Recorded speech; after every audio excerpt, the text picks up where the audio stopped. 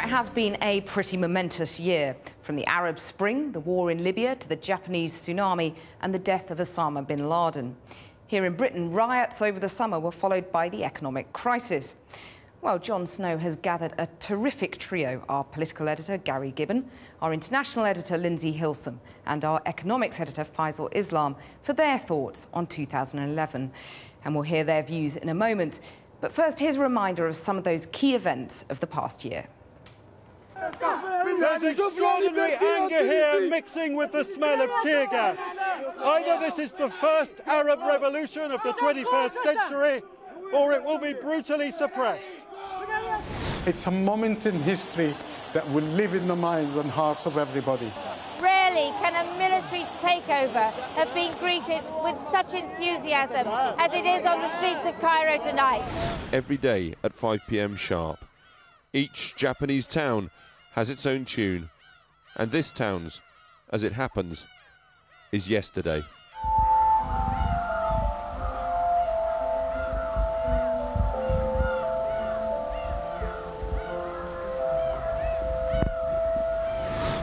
Photographs of bin Laden's dead body were immediately analysed with photo recognition technology. After a firefight, they killed Osama bin Laden. If it now emerges that private investigator on behalf of the News of the World was listening in to those deeply private messages, it raises all sorts of questions which go beyond the issue of just morality. There's a lot of angry people out there. This is out of control.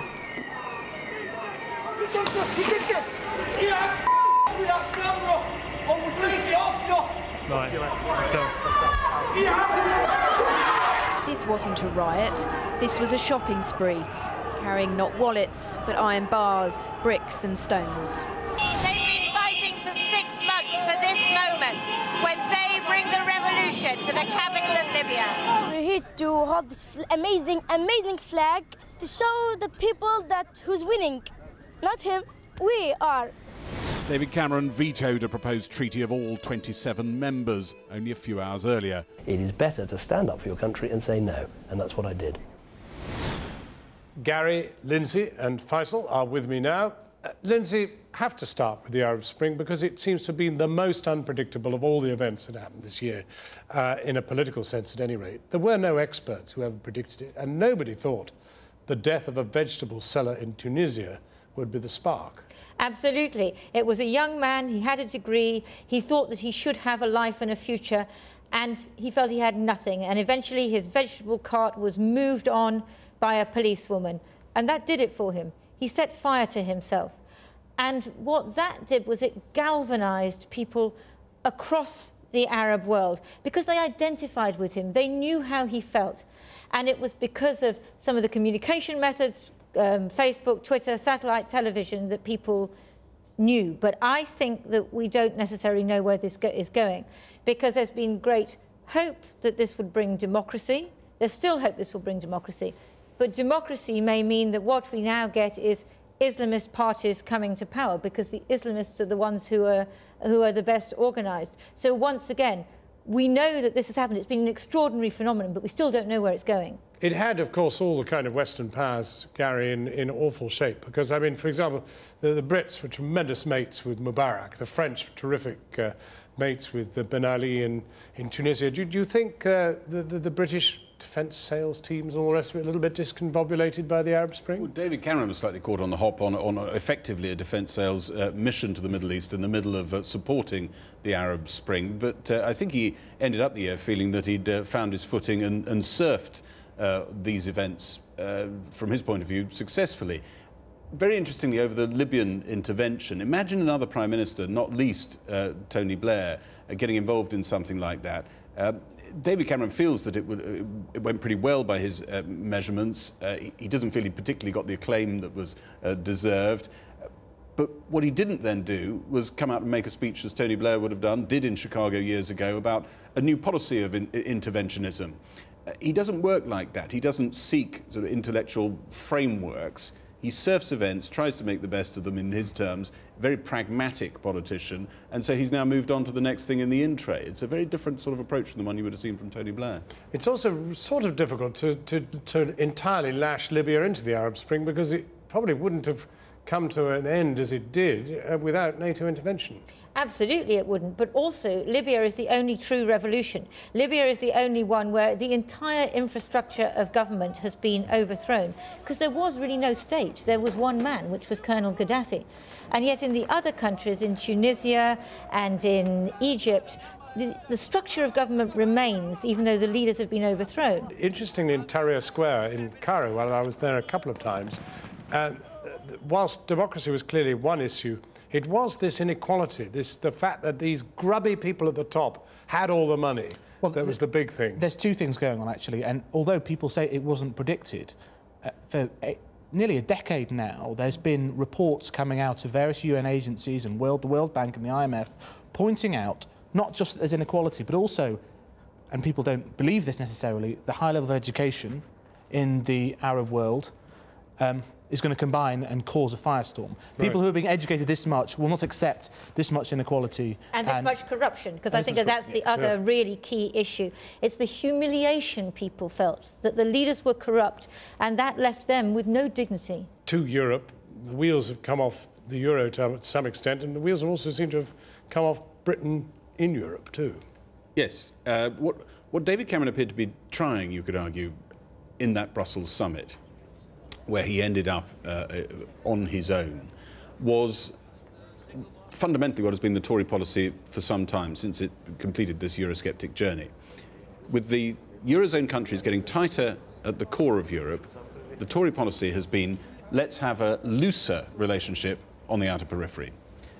He went in and did first stab at that, a tiny sort of model of it. It wasn't full repatriation of powers or anything, though that's where they want to go. And he got a giant V sign from 26 members of Europe. So where is that strategy going? Answer, nowhere fast, because Nick Clegg's now on their case and going to make sure it doesn't go fast during this government. But even if David Cameron were to come back in 2015 with a majority, with something like this policy of repatriating powers, being on the periphery with looser ties with Europe, is Europe up for that? It may well be that they say, well, frankly, no, try it out there on your own in the cold. That brings us to America, Lindsay, and what a box of frogs we've had dancing on the Republican ticket. Do you get any sense as the year ends as to what we're in for? I mean, Obama is now enjoying a slight growth in jobs, and things are looking a little... He's out of Iraq. That's an amazing moment. Yeah, I think that what we're going to see in America is this concentration on the economy. I don't think it necessarily means isolationism. What Obama obviously has done is to try and make America much more multilateral in the way it does things. The way they did Libya was very interesting, that they were there, but they refused to take an overt lead. They said they were with Britain and France. They let France and Britain step out ahead. Now, any Republican who got elected, I'm sure, would have a very different view. But I think that the Americans really, they'd like the rest of the world to go away and to be quiet. They just want to concentrate on the economy, and that's Republicans and Democrats alike. Can the American economy come back? Is it coming back? There are some small signs that joblessness is going down and that there's some sources of growth. But make no mistake, the American economy is suffering the mother of all hangovers from the mother of all credit booms, and it will last for many years longer. You know, we're obsessed with people that are paid too much, obsessed with people at the very bottom, but the idea that the typical middle England person or middle American is getting poorer, partly because of inflation and partly because they don't have the power to up their wages in negotiations with their employers. The idea that they're getting poorer, I think, is so profound, and you hear very little about it from any politicians at all. The thing I sense in 2011 is the world's actually turning faster. I mean, everybody's having to work faster, everybody's trying to connect faster, we can talk faster. The whole thing is just sort of spin, spin, spin. And yet, out of all these revolutions, all these movements, all these uprisings and changes, where are the leaders? There are elections coming up, 2 years in Germany, next year in France. There's an interesting one.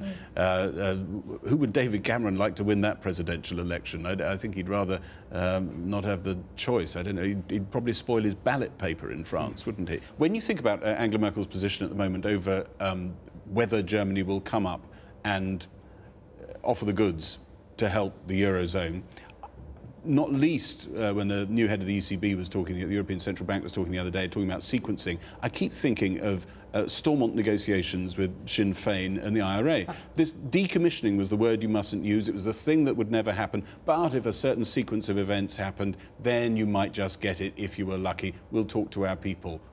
In Angela Merkel's case, it's the Bundesbank and a few sort of grey senior people in Germany. But they seem to keep saying, oh, it might happen, something might happen, something might happen. They certainly seem to say that to David Cameron and other people in the meetings, enough to make Eurozone leaders and people outside the Eurozone think eventually one day Angela Merkel will step up to the plate. But we haven't seen it yet. Why don't I start the predictions for next year with the euro? Will it survive? Well, stick your neck out. We are so focused on minutiae of whether X prints this or whether A does this policy.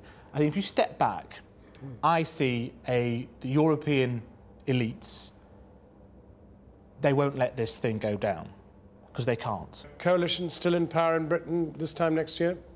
Yes. For the Liberal Democrats to try to bail out would be like jumping out of a plane without a parachute in an electrical storm.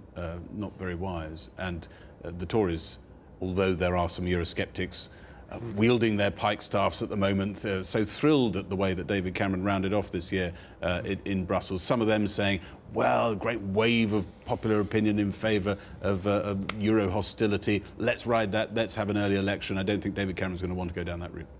Where's the next revolution going to break out? Indeed, I mean, is Mr. Assad, for example, still going to be in charge in Syria this time next year?